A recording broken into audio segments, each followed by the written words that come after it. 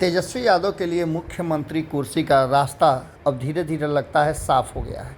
एक तरफ जहां दिल्ली से आकर लालू प्रसाद पटना में बैठे हुए हैं और कहा यह जा रहा है कि तेजस्वी यादव को मुख्यमंत्री बनाने के लिए ही उन्होंने पूरा पूरा प्लान रचा है और लगातार बैठकों का दौर जारी है। तो वहीं आपको बता दें कि नीतीश कुमार को अब ये बात समझ में आ गई है कि विपक्ष में भले ही पूरा विपक्ष उनका साथ न दे, लेकिन परिस्थिति जन्य सभी विपक्ष के लगभग अधिकांश दल उनका साथ देंगे। कल जिस तरह से कर्नाटक के बाद वो सीधे दिल्ली पहुंचे और दिल्ली में केजरीवाल से मुलाकात करके उन्होंने जिस तरह से खूंटा ठोक दिया दिल्ली में और अपने सीधी लड़ाई के लिए उन्होंने दिल्ली में ही रहने का फैसला किया है, उसको देख करके ऐसा लग रहा है कि अब बिहार का कमान तेजस्वी यादव को सौंपेंगे। केजरीवाल से बातचीत के दौरान जिस तरह से भारतीय जनता पार्टी पर आरोप लगा और न्यायालय के फैसले को बदलने तक की बात कही गई, इसको लेकर के चुनी हुई सरकार को कहीं ना कहीं कटघरे में खड़ा करना और उसको उसके अधिकार से वंचित करना, इसको लेकर के सारा विपक्ष एकजुट होता हुआ नज़र आ रहा है। ऐसी स्थिति में नीतीश कुमार के पास एक बड़ा मौका मिल गया है और इस मौके को नीतीश कुमार गंवाना नहीं चाहते हैं। इसीलिए नीतीश कुमार बिहार का जो कमान है वो तेजस्वी यादव को देकर दिल्ली में अपना डेरा डाल सकते हैं और वहां से ही वो पूरा देश भर मॉनिटर करेंगे। अब ऐसी स्थिति में देखना दिलचस्प होगा कि जो दोनों ने अपनी बातें रखी है और अपनी समस्याएं बताई हैं, उसको लेकर के एक तरफ जहां केजरीवाल देश भर के अलग अलग राजनीतिक दलों और उनके नेताओं से मुलाकात करेंगे, तो वहीं नीतीश कुमार दिल्ली में बैठ करके देश की राजनीति करेंगे। सुनिए क्या कहा है केजरीवाल और नीतीश कुमार ने संयुक्त प्रेस वार्ता में। मैं नीतीश जी का, तेजस्वी जी का और सभी जो गणमान्य नेता उनके साथ आए हैं उनका तहे दिल से शुक्रिया अदा करता हूं। जो सुप्रीम कोर्ट का आदेश आया था जिसमें सुप्रीम कोर्ट ने सारी पावर्स दिल्ली की चुनी हुई सरकार को दी थी, उसके बाद उसके 8वें दिन सुप्रीम कोर्ट का आदेश आने के 8वें दिन 8 दिन के अंदर उन्होंने अध्यादेश जारी करके सुप्रीम कोर्ट के ऑर्डर को पलट दिया। चुनी हुई सरकार की सारी शक्तियां छीन ली, सरकार को बिल्कुल पंगु बना दिया और सारी ताकत एलजी को दे दी कि अब एलजी दिल्ली चलाएंगे। 5-0 से जजमेंट आया था, पांचों जजों ने, संविधान पीठ ने जजमेंट दिया था, उस जजमेंट को पलट दिया 8 दिन के अंदर। ये संविधान के खिलाफ है। उसके बारे में नीतीश जी आज आए थे और उनसे काफ़ी डिटेल में चर्चा हुई। उन्होंने पूरी तरह से समर्थन जाहिर किया कि ये उन्होंने वो हमारे साथ हैं, दिल्ली के लोगों के साथ हैं और दिल्ली के साथ जो अन्याय किया है केंद्र सरकार ने, उन्होंने कहा कि इसका मिलके लड़ेंगे। और मैंने उनसे निवेदन किया, अभी वो पूरे देश के अंदर विपक्ष को एकत्रित करने में जुड़े हुए हैं। मैंने उनसे निवेदन किया कि अगर सारा विपक्ष इकट्ठा हो जाता है, नॉन बीजेपी सारी पार्टियां इकट्ठी हो जाती हैं, तो एक तरह से राज्यसभा के अंदर अगर ये इसको बिल के रूप में लेके आते हैं तो इसको बिल के रूप में हराया जा सकता है राज्यसभा के अंदर। और अगर राज्यसभा के अंदर ये बिल हार गया तो ये एक तरह से 2024 का सेमीफाइनल होगा। फिर एक मैसेज चला जाएगा पूरे देश के अंदर। ये बिल अगर हार जाता है तो मैसेज पूरे देश में जाएगा कि 2024 के अंदर बीजेपी की सरकार जा रही है।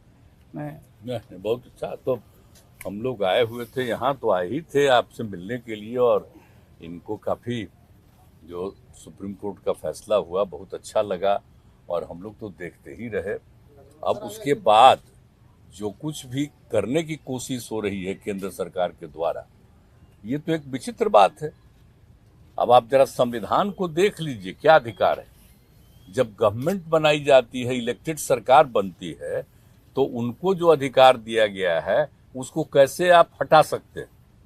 ऐसा तो कुछ नहीं है। लेकिन अब किस तरह से हो रहा है, इसलिए तो हम लोग कह रहे हैं कि सारे देश में सब लोग एकजुट हों ताकि ये लोग संविधान का भी और किसी भी चीज का अपने ढंग से जो इधर से उधर कर रहे हैं और किस तरह का माहौल बन रहा है।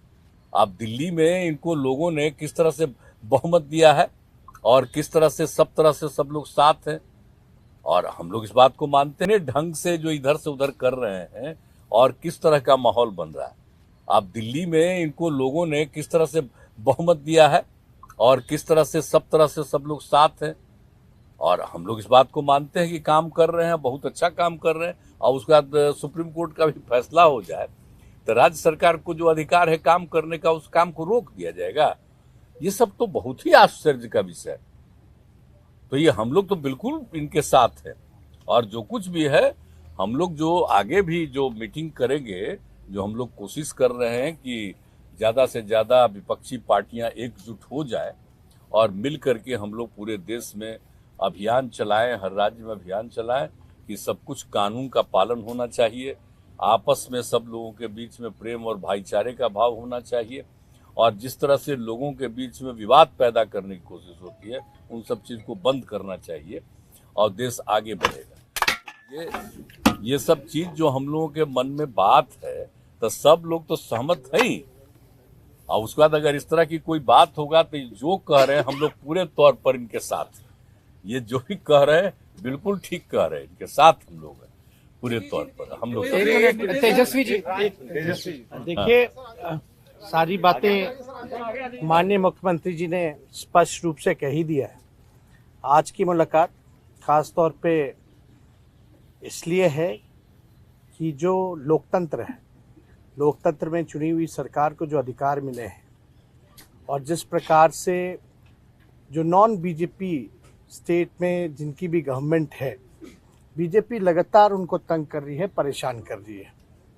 तो जो परेशानी अरविंद केजरीवाल जी झेल रहे हैं, हम यहाँ पूरी तरीके से इनको समर्थन देने आए हैं कि इनके साथ अन्याय कर रही है केंद्र की सरकार। और जब सुप्रीम कोर्ट का जब जजमेंट आ गया तो सारी चीज़ें स्पष्ट हो गई, तो कुछ कहने वाली कोई बात ही नहीं है। लेकिन जिस प्रकार से इनको तंग किया जा रहा है या और दूसरे राज्यों में जिस प्रकार से केंद्र भेदभाव कर रही है उन राज्यों के साथ, तो ये कहीं से भी न्यायपूर्ण नहीं है। लोकतंत्र पर ये साफ दिखाता कि खतरा है। ये लोग संविधान को बदलना चाहते हैं, जो हर केस हम लोग मिल करके होने नहीं देंगे। और मान लीजिए अगर दिल्ली में बीजेपी की सरकार रहती तो क्या एलजी की हिम्मत होती इस प्रकार का काम करने की? तो एक बात से पूरी तरीके से हम लोग विश्वास के साथ कह सकते हैं, जितना भी ये अरविंद केजरीवाल जी को सताएंगे, तंग करेंगे, ये उतने ही मजबूत, पूरी तरीके से हम लोग विश्वास के साथ कह सकते हैं, जितना भी ये अरविंद केजरीवाल जी को सताएंगे, तंग करेंगे, ये उतने ही मजबूत होंगे। और मैं पूर्ण विश्वास के साथ कह सकता हूँ कि बीजेपी कभी भी दिल्ली में वापसी नहीं करेगी।